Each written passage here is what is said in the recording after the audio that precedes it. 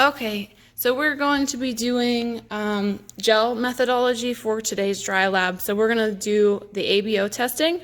So this in front of us is an ABO gel card. So it has the forward microtubules that have our reagents already in the tube. So anti-A, anti-B, anti-D, and then we have a control well. And then these last two microtubules at the end are going to be used for our reverse typing, and it just has like a buffered solution in it. We are going to add our red cells to those microtubules. And if you notice, I've labeled my card with my unknown or patient identifier, today's date, and my initials because I'm the one doing the testing. So these cards usually have a foil cover on them, which I've removed that foil already so that we can perform testing. We do, and these cards are really very old, but we should inspect each card to make sure there's a liquid layer on top of the reagents that are in these wells, make sure that nothing is disturbed, to make sure that they've been stored properly. So for gel testing, the red cell reagents that we'll be using have to be a 0.8% suspension, which is different than what we've been using so far. All of our suspensions have been a 3 to 5 suspension, so this red cell suspension is going to be much lighter than what we've been using. So I've already aliquoted out my red cell reagents, so I have my A1 cells and my B cells. And I've aliquoted out 500 microliters of those reagents just from our liquid vials that we've been using for tube testing. So I do have to dilute these red cells so that they're much less of a suspension. So, and I've cut the volumes in half from what's on the procedure just because I'm only testing one patient. So I'm going to spin these tubes for 60 seconds.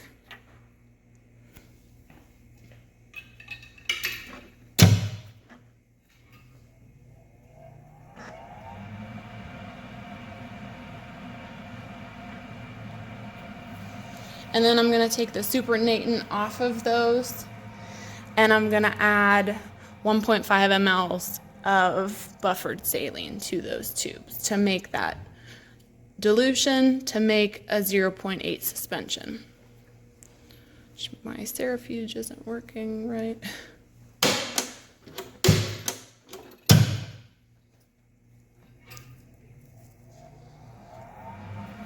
And then I also have my patient red cells already done.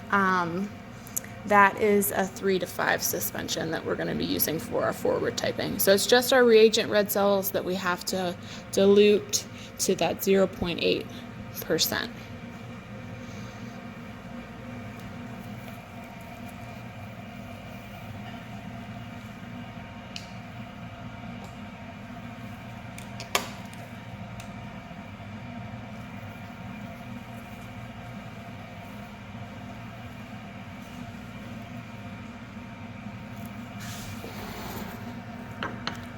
So I have my buffered saline already ready to dilute those red cell reagents.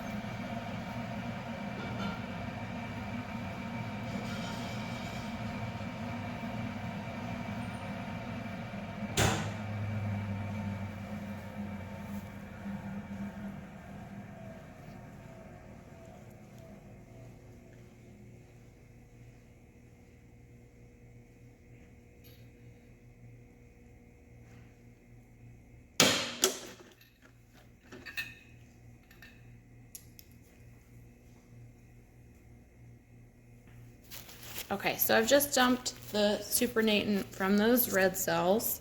So we just kind of have a packed red cell button. So then I'm going to add 1.5 mLs of my phosphate, or my buffered saline, to both of those tubes.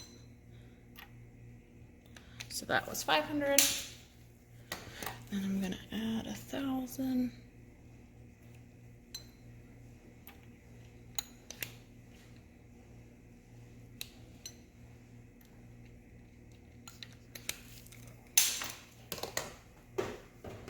Okay, so then I'm just going to mix these up real well, make sure they're suspended.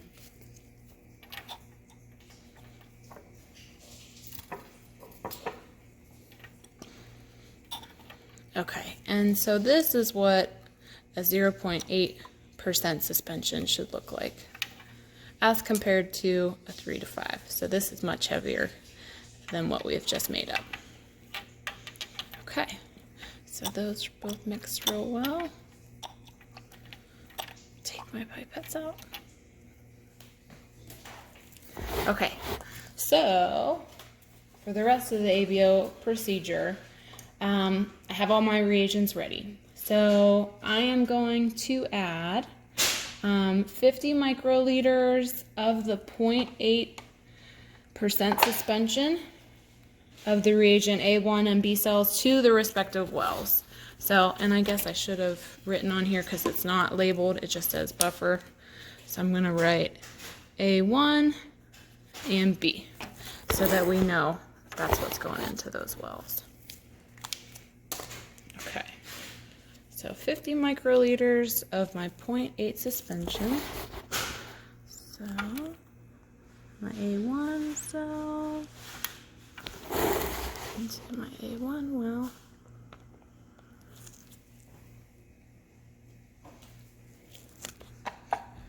And I want to be very careful not to get my pipette tip down into the gel. And then 50 microliters of my B cells.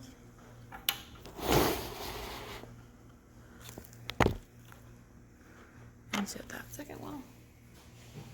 Okay, so I have all my reagent red cells. Now I want to add 10 microliters of my patient red cell suspension. So I'm just going to move these back so I don't add the wrong thing. Okay, so 10 microliters of my patient red cell suspension to the first 4 wells. So that is going to be anti-A, anti-B, anti-D, and then that control well.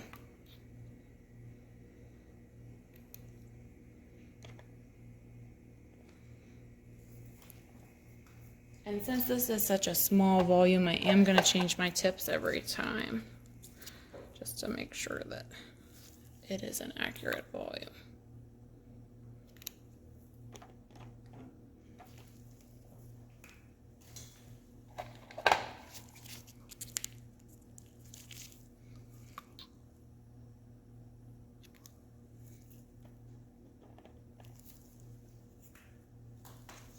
Okay, last one.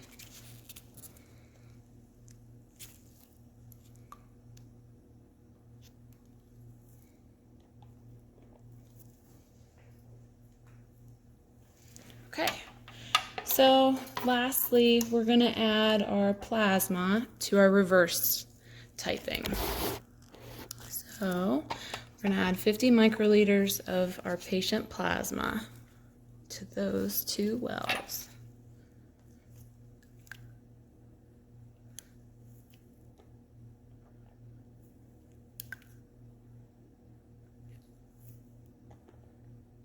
Okay.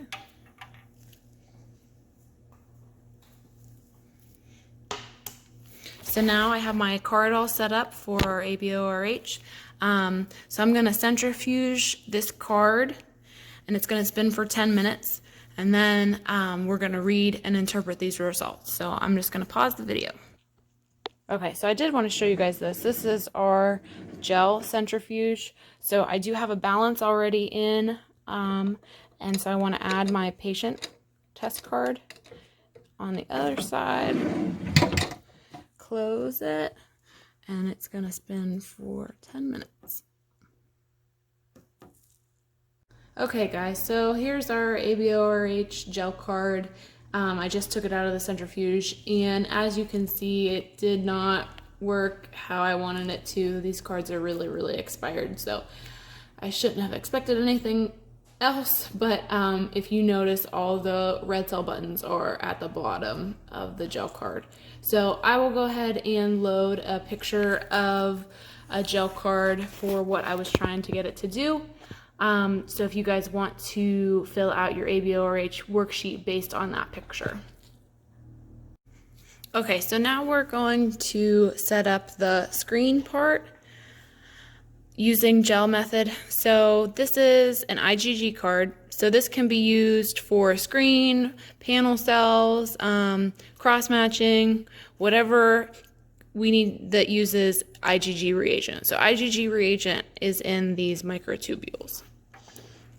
Okay, so and again, I have my card labeled with my unknown, today's date, my name, and I've opened the foil packet just for a 3-cell screen. So a panel would be set up the exact same way. It would just be more cells. So I'm just gonna demo the setup for a screen, a 3-cell screen. So, and I've labeled my first 3 cells 1, 2, 3, and I've already made up my 0.8% red cell suspension. So I'm going to add 50 microliters of my 0.8% suspension, corresponding to the red cell microtubule. So number 1 is going to go number 1, number 2 is going to go number 2, etc.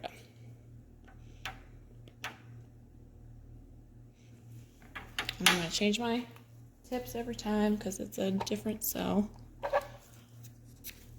This is number 2. So again, the IgG reagent is in the microtubules. We're adding the red cells in the plasma. And this is cell 3.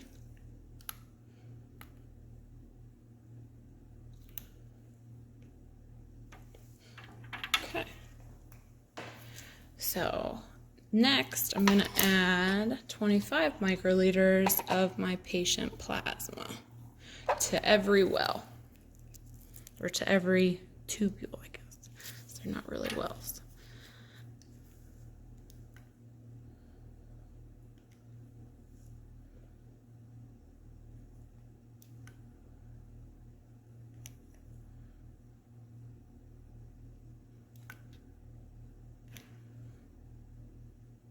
Okay, so again, 50 microliters of red cells, 25 microliters of my patient plasma.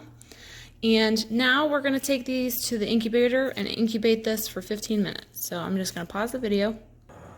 So this is our gel incubator that has all these slots in it, and it is at 37 degrees Celsius. I'm just going to slide our card in there, close it up, and wait 15 minutes.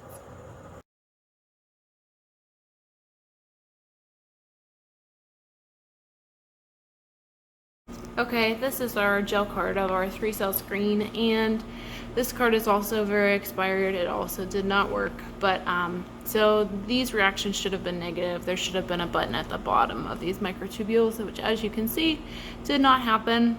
But basically I just wanted to show you guys demo the process of setting up this gel card.